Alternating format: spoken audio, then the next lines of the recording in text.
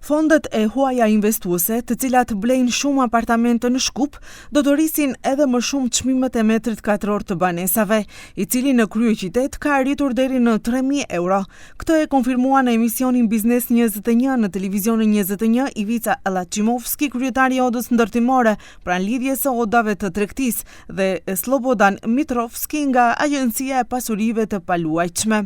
Astoria, një fond investues danes, ka konfirmuar se ka bler tashmë 250 apartamente në ndërtim në lokacionin atraktiv në Shkup, ndërsa qëllimi i tyre është që në një kohë të shkurtër të arrijnë deri në 1.000 apartamente.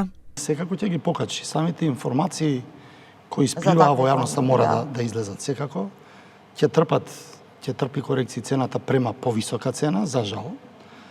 Таа и сега е релативно висока.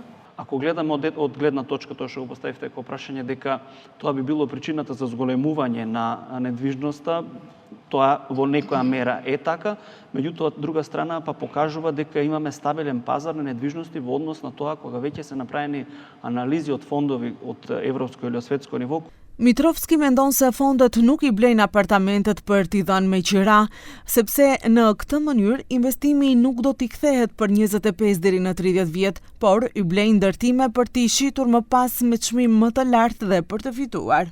U hap edhe debati për ndërtimet e paligjshme, por edhe për problemin e qytetarëve që me vite me radh nuk mund të marrin fletpronësi për apartamentet që kanë bler. Ja, има имотелист, го гледаш објектот, па ја го гледам на крај. Ако тој објект го избедел венец одгоре у висина од 1,20 м, што правиме? Ќе добие имотелист? Не. Имаме проблем, ама ние тогаш го гледаме. И тука треба да го фата тој што е инвеститор, бидејќи ништо невозможно е случајно да избегаме. Ние немаме такви случаи да имаме инвеститори кои што изградиле и направиле таква.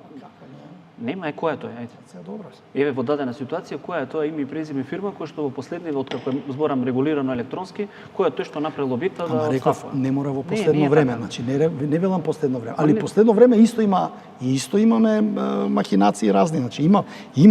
Të dy bashkëbiseduesit janë të vendosur se çmimet e larta të metrit katror më së shumti ndikohen në mungesë të një strategjie shtetërore. Sipas tyre është urgjente të miratohet edhe plani detajuar dhe plani i përgjithshëm urbanistik, si dhe të përcaktohen lokacionet për ndërtim, për të mundësuar një balans, do të thënë të ndërtohen edhe apartamente me çmime më të ulta për qytetarët.